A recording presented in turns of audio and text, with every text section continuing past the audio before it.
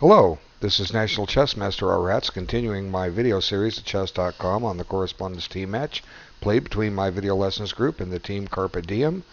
This was played on board 180.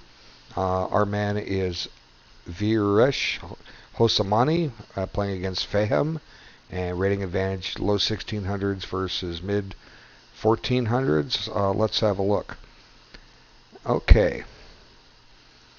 So we have the bishop's opening. White's chance for the scholar's mate is gone.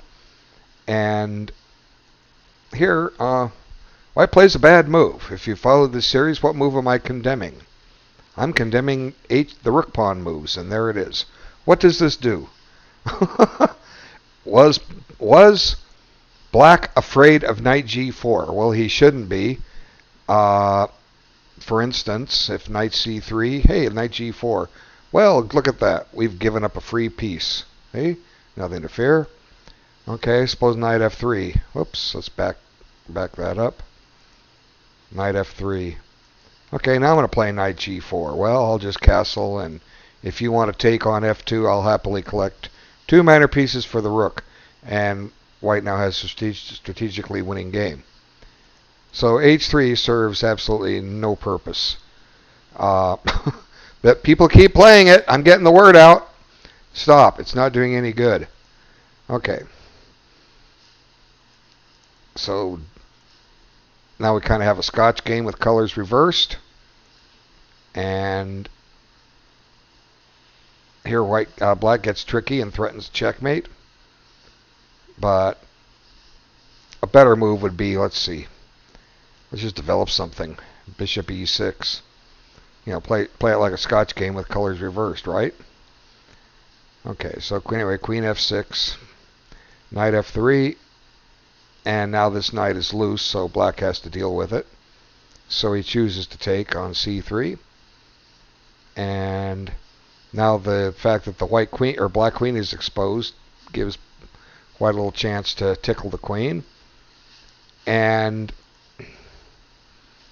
both sides are developing.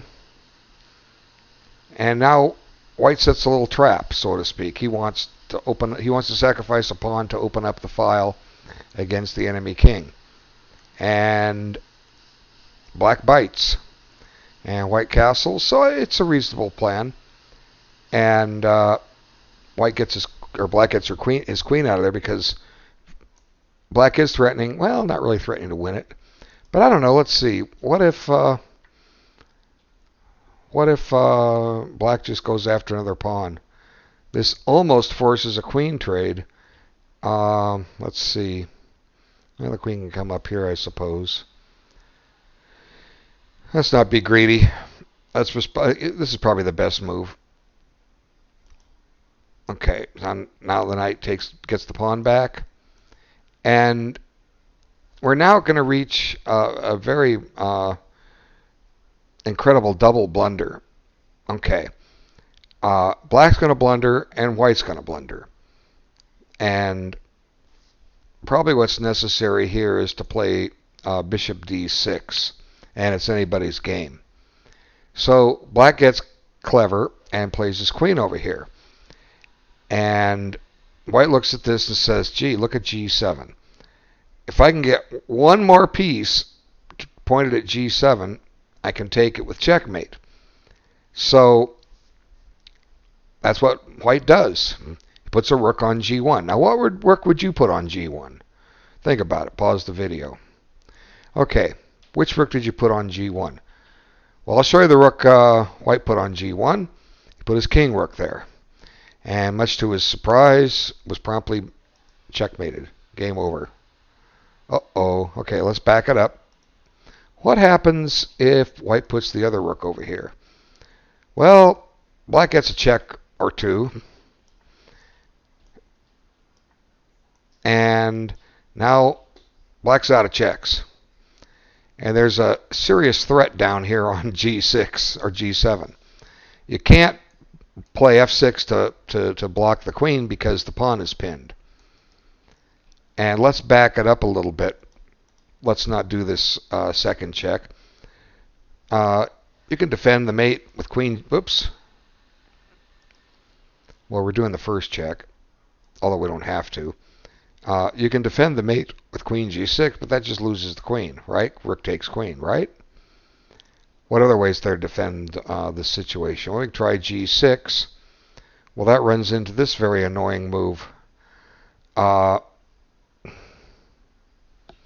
Game over. White wins. So White went from a winning game to a losing game with one careless move. So, you got to analyze your games. That's why you have 3 days per move. Okay, let's load up the other game. And put it on move 3. Usually they put them on, we never know what move they put them on. They're supposed to start them at move 1. Okay. So we kind of have a Queen's Gambit declined, sort of, where Black has his bishop out and White's bishop is stuck in. Interesting. Oh, there it is, h6. Why? Why, Black? Why are you doing this? What's White going to put on g5? Nothing. Nothing is going there with effect. Nothing. Okay, you could have developed a piece. Trying to color g5 in. I keep trying. Maybe it'll eventually do it. Well, it's not going to do it. Onward and upward. Okay. Now the fallacy, so to speak, of h6 is now exposed. Had it not been played, Black could just drop his bishop back, and if White takes, Black has an open h file to attack with. Well, he's lost that chance. If Black takes, he develops the white queen. So Black decides he'll just let White double his pawns. And that's what White does. And here White starts to go wrong. The simple move is just castle. Okay, when you got to complete your development before you move a piece a second time. He comes up with knight e5, which does absolutely nothing. Okay, and now suddenly Black has the threatening to win a pawn. And now White decides to give him the pawn. How generous. So takes, and little Zwischenzug check, which is easily dealt with. And Black has won a pawn. How generous. Just like, what are these guys, what's White doing? Both sides are not playing accurately, but you can't just give a free pawn like this. And he kicks the knight out, and it goes back to d6, and he kicks it again. And now it would probably make sense to take on c4 and then get your queen up here. And, this bishop is pretty crummy, but hey, we'll work on it. We'll work on getting it out. We'll try to play e4 and get it freed with d5 at some point. But instead, White decides to grab this double pawn. Why? Maybe because of threatened a mate. Had a mate in one threat last game. Might as well try one this game. And Black castles. Now White decides to take it, but this pawn is on c4 isn't collectible right now. Okay. And now what White needs to do is play bishop c3, but White plays rook a c1. Oops, lost my screen. Now it's back. Unfortunately, what Black did was Black ran out of time here, and strategically probably has a very winnable game. Queen takes check is called for. Now you have a fork. That fork can be defended, so rook f2 is the only move. But I'm liking Black quite a lot here. This c5 pawn is weak. Black's on the d file, and maybe knight d7, hitting c5. Black is for choice here. He got away with his rook pawn move. White just gave him a free pawn and didn't stop and collect this pawn on c4. Let's just take a peek at that. I mentioned it. You can do this directly, right? This pawn remains weak. Now Black should castle probably, right? Okay, now this is White's problem piece. I said, well, you can get him out of there eventually. e4. Okay, now what's Black going to do? Take? Why not? Now the bishop's out. Okay? And Maybe White's got something here. D5, if takes. You got this very nice pass pawn. The board's open. This bishop now has two good diagonals. This pawn might be a little bit of a target, but the bishop's clearly better than the knight in an open board. So why didn't White play for this? Well, probably White didn't analyze the position out. Anyway, there wasn't much to these two games, but as far as a tense back and forth struggle, there were just some outright blunders.